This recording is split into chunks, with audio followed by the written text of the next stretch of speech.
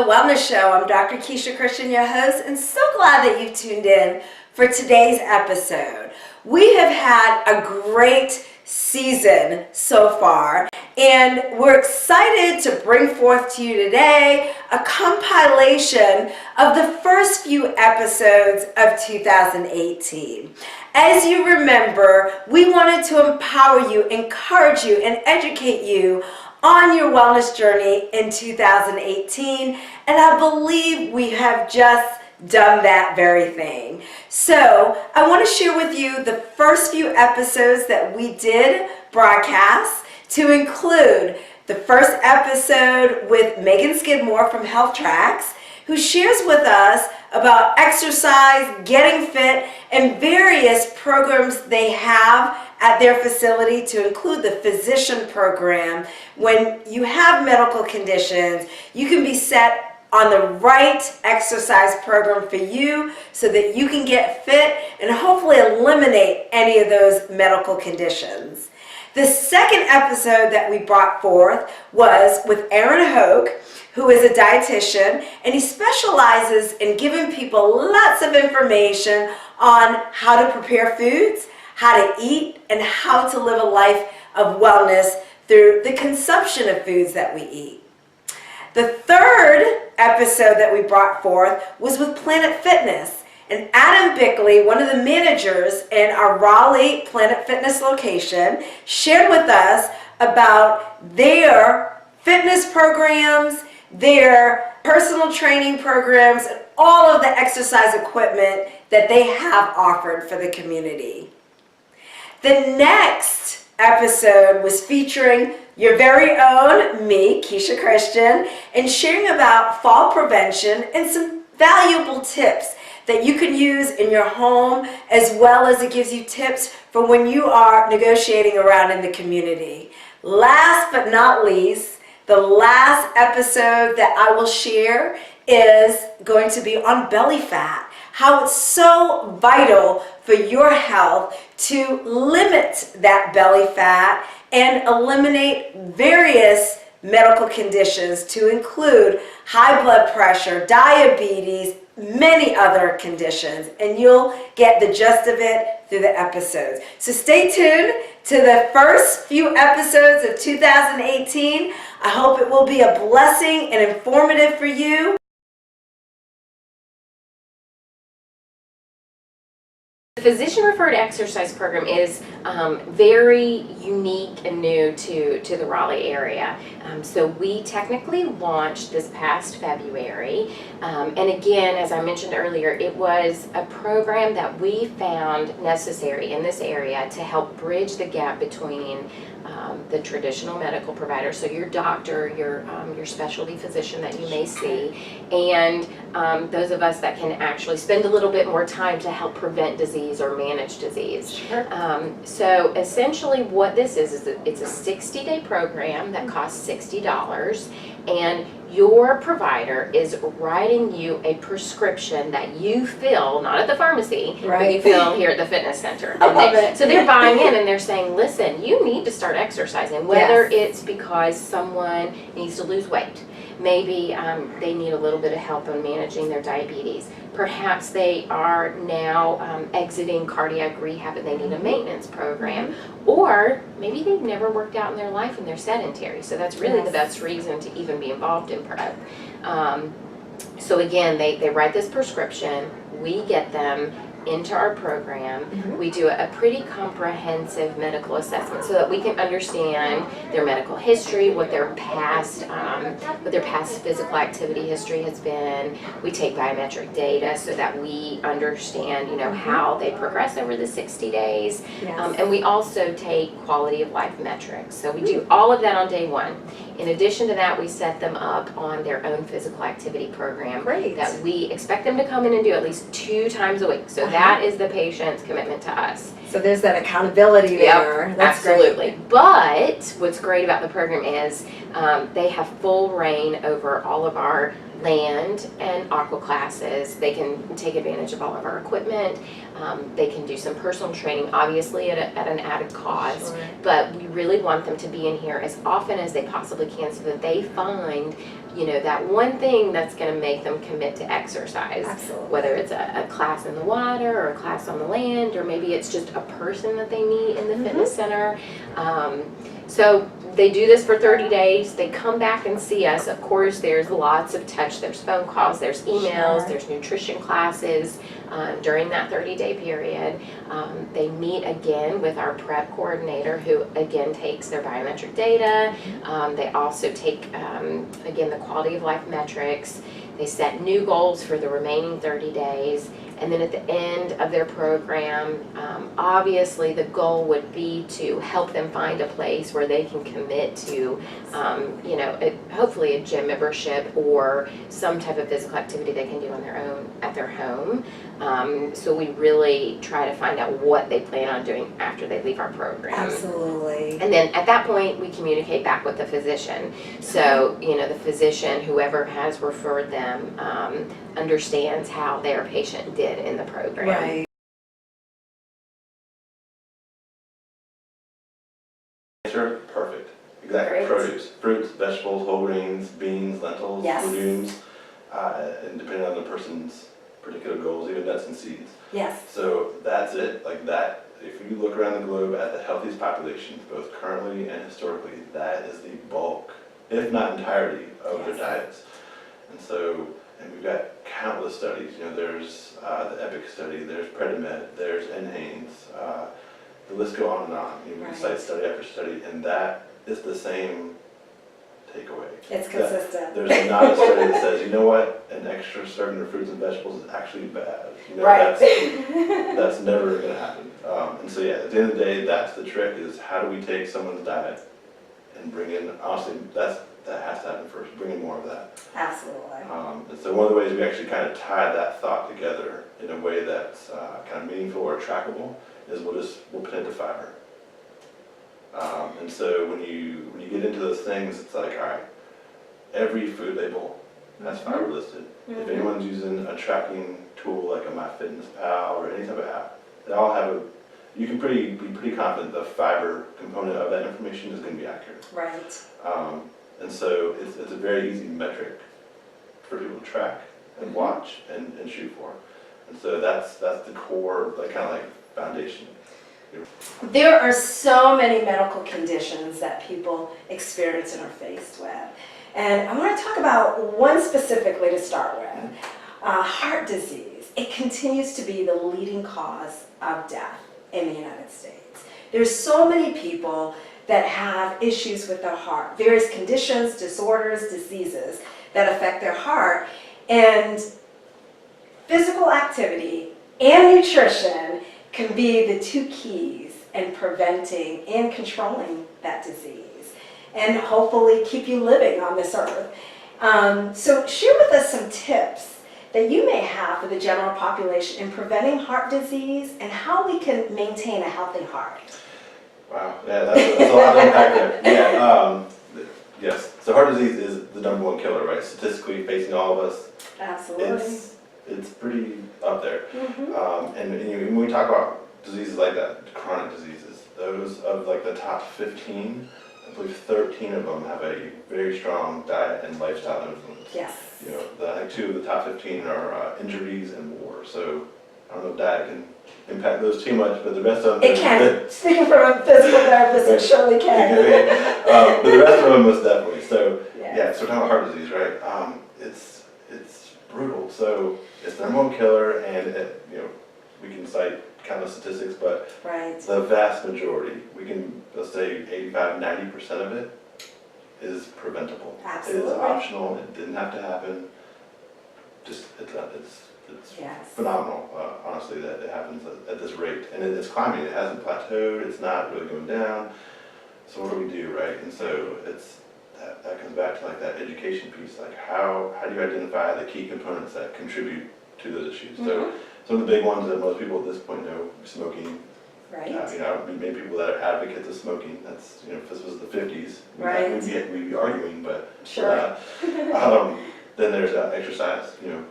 make sure you're active to some degree. You know, the CDC has some great outlines for baseline recommendations, like 30 minutes a day, Right. 5 days a week with some lifting or some weight bearing exercise. So again, minimal guidelines to get you there, and then it gets into the foods.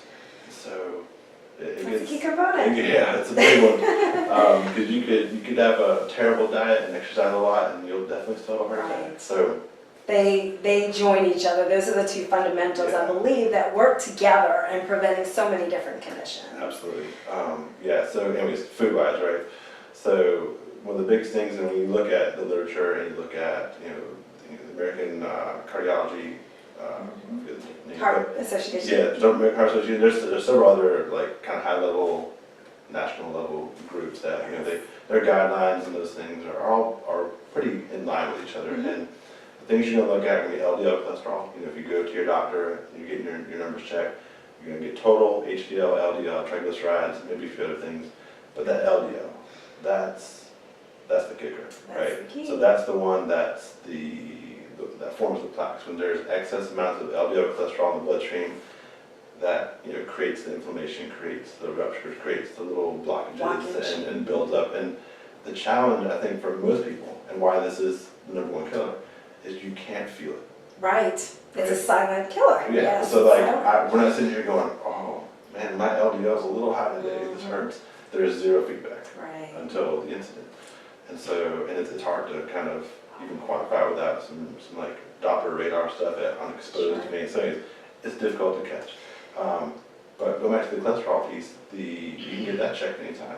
That's actually something we can do here in the office.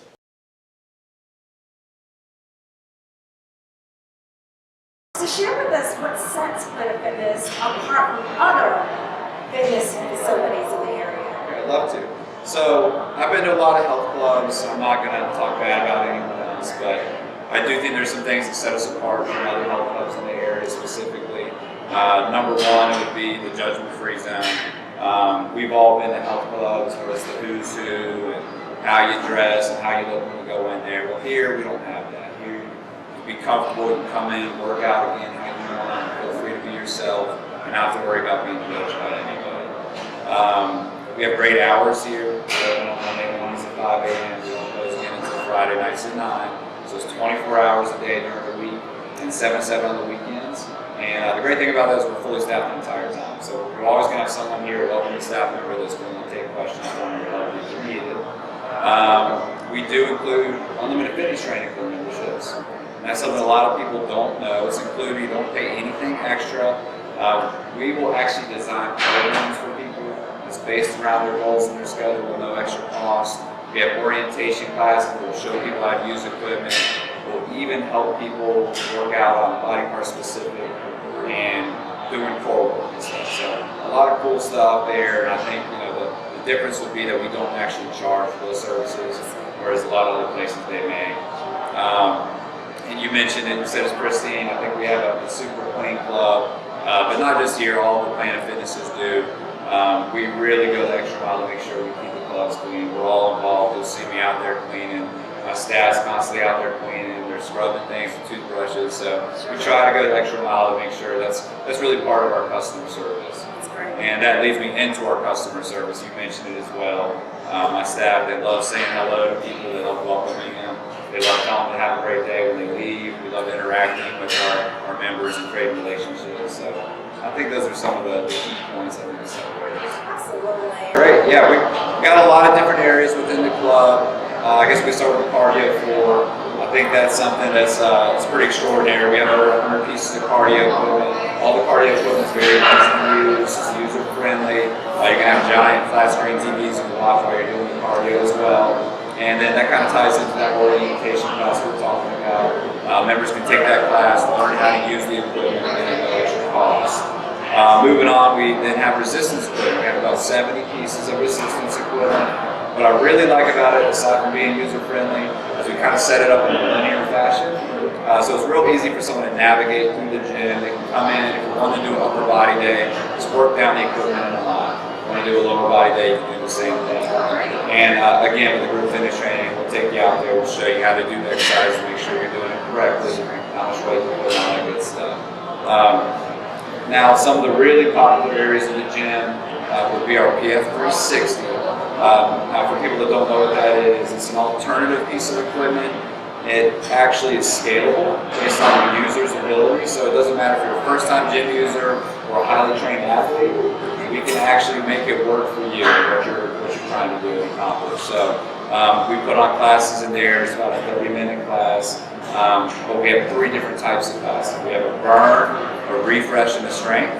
Now, the burn class is going to focus on actually raising your calories and burning calories and raising your heart rate.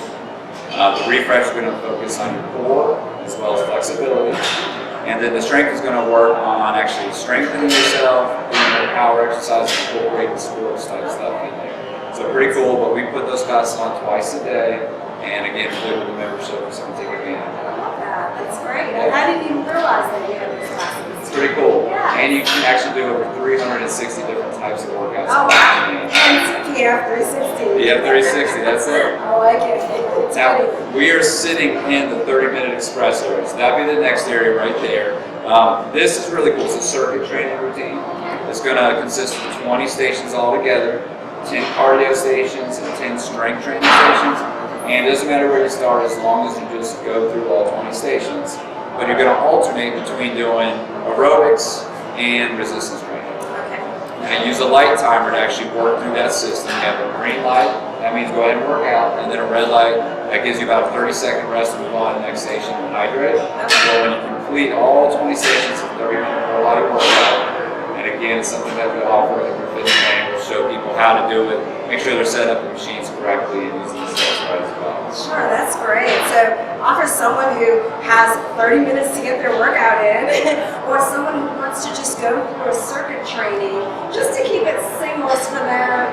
They go to one piece of equipment and then go to the next, and it's all in a line. Right, So that's good. and they're getting their cardio and their strength training in a 30-minute shot. Now from there, this is going to be, it's actually one of our functional training concepts, and we were one of 10 clubs in the nation to actually get this and pilot this program. Based on user response, we were able to keep it, everyone's loved it. It's called our TRX area, or TRX Bay. And so that's actually going to consist of TRX suspension trainers and other fitness accessories. And we'll set up a circuit training routine with the group fitness training. It'll be a 30-minute class. We'll work you through it. You're going to get the strength training and cardio there as well.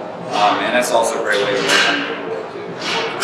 Great. So you have lots of equipment, lots of different areas that can help someone prepare for their journey into alcohol. For sure. That is great. That's so important. In 2018, we really want to encourage our viewers and empower them on good health and wellness.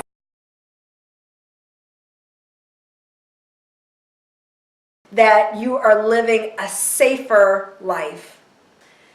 The next recommendation I would make as a caregiver or a loved one or someone who may be fearful, concerned, or may have had falls before, do a walk-through assessment at the house. Let's start with outside of the house. Start with the driveway. If there's a driveway, make sure there aren't any obstacles in the way that can cause a trip or a fall, but it's nice and always clear. As you walk to the entrance of the home, ensure that that's safe. If there's a step that needs a reel, or even outside of the door needs a reel or a hand grip bar, then I would recommend to go ahead and have that installed. They're very inexpensive, yet can be very handy and also provide that sturdiness for someone to navigate from outside to inside the home safely. It's also easier if they need to actually open the door with a key. They can hold on to one of those hand grab bars that's positioned outside of the home. Now, when you enter the home, a lot of times in homes there are the throw rugs or those rugs that move. Those are not very safe in itself, just to place on the floor. If you're going to have them, I would recommend to tack them down to the floor. Make sure they don't roll up or they don't fold over, but they are safe. they are taped down adequately or tacked down strongly to prevent a fall. Make sure that there's a lighting source as you enter the home, as well as enough lighting sources throughout the entire home to create an environment that's well lit and the loved one or yourself can see everything. See whether there are obstacles, see if there's anything that is in their pathway that can result in a fall. Also, the stairs. Stairs should have 2 rails, one on each side. It makes it secure for a person to utilize the rails to help them up and down the stairs, especially someone who's having any type of physical difficulty or deficit. It can provide that added balance, that reassurance, that confidence that they need to go from the bottom of the stairs to the top and vice versa. Also in the kitchen, the living room, and the dining room area, making sure there's no clutter, making sure that there are no obstacles in the way. If your loved one or yourself, you need any type of adaptive equipment to help you to stand, like a booster a chair, or any grab bars, or any devices that help you maneuver as well as sit comfortably and safely, those are important to install and very easy to install as well. Let's move into the bathroom. There can be various falls that occur in the bathroom. So near the commode and the bathtub or shower, it's important to have grab bars and rails throughout if possible. That will ensure safety and the ability for yourself or a loved one to easily reach and have that added security that's important. In the bathtub, it's also very helpful to have a shower chair or a tub bench. That helps you to sit on that surface and also not worry about having to stand or fear of falling. And also having a handheld shower is very helpful as well. If you're going to stand or sit, it's good to have the skid-free mats in the bathtub as well, and making sure that they're adequately tacked down as well. So there isn't a limitation in the number of bars that you could have in the bathroom. Wherever you need it, wherever it sees fit, put them there. It is critical to ensure you're creating an environment of safety. You're setting yourself up for success, for you or even your loved one or friend. So let's move now into the bedrooms. It's always very important as well to make sure that the paths are free from obstacles or clutter. It's good to always have a flashlight at the bed so that when you're getting up, if you need a flashlight in the middle of the night, you have it there. It's good to have adequate lighting sources everywhere. I always recommend to have a phone in the bedroom and probably almost every room in the house or accessible room in the house if need be, as well as for an older adult to carry either a cell phone or a cordless phone with them throughout the house as they're navigating throughout the home, or something that or a phone that is within arm's reach. That's very important. So from the outside area of the home throughout the entire home, it's important to equip it with any type of device, all of the assistive tools that one needs in order to be safe and prevent falls. So let's transition in the community. To get to the community, you may have to get in a car. So in a car, there's some adaptive equipment that you can use as well. There are grab bars that you can use and install in a car to make sure that you're able to get up and out and in the car safely. There's a swivel seat that if you're having a difficult time swiveling outside onto the asphalt or the cement, the swivel seat can assist you in doing that in and out of the car. Also, a leg lifter. That is very useful for people that have difficulty lifting their legs. So today, there are so many devices that can help someone in the car and making sure it is safe. They're able to just navigate getting in the car safely, and navigate out of the car safely.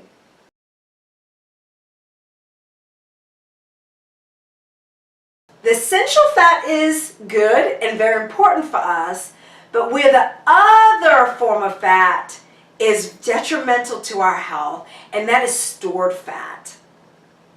So stored fat is what can cause other medical conditions.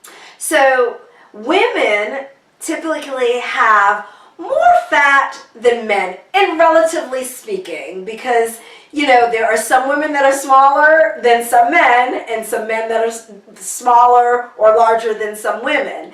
So one of the reasons why women generally have a little extra fat is to bear children and nourish children. Now, women tend to have the pear-shaped bodies. That's where the hips and the bottom are a little bit larger and the stomach tends to be a little bit smaller. So the shape of the body is like a pear. So it starts a little bit round at the hips and the bottom, and then it levels out and thins in a little bit. Men have an apple shape, and that's with time. Men have an apple shape because as they gain more fat, typically it goes right to the belly. So we need to be mindful of that. Now, it's better to have a pear shape than an apple shape. And the main reason why is belly fat has been known by various studies to cause a lot of other medical conditions, diseases, and again, fatalities. So let's talk about women. The question for you today is, should you change your shape? Well, I think it's important to know your body composition, your body fat percentage. And that's for both men and men. They should know their body fat percentage, and that's very important. We usually say if you're noticing your abdominal area to be bigger, or you're maintaining that or moving towards that apple-shaped body, then that's a concern. It is leading to obesity, as well as I mentioned, so many other conditions that could be detrimental to your health. So it's important to measure that area as well. When you're measuring the body fat using a tape measure, you want to take the tape measure and actually go around your body. You want to go right above your belly button but below your rib cage. So feel around that area. You want to hold the tape measure pretty snug, and you don't want it to turn. So you want to make sure everything is level. One side is not higher than the other side, but it goes directly around that area. If you need assistance, certainly ask a family member or friend. Once you get to that level, you're going to exhale. Try not to breathe in because you want your true measurement. And you're going to hold and find out what your actual waistline is, what that area. You're going to hold and find out what that area is. Now, if you are greater than 35 inches for women, that shows that you are in the obesity range, and that opens up to increased belly fat and also concerns of various different medical conditions. For men, if that area measurement is 40 inches or greater, then the same is you're in that obesity area or range, and it can leave you susceptible for various medical conditions. So please be mindful of that, and that is a concern.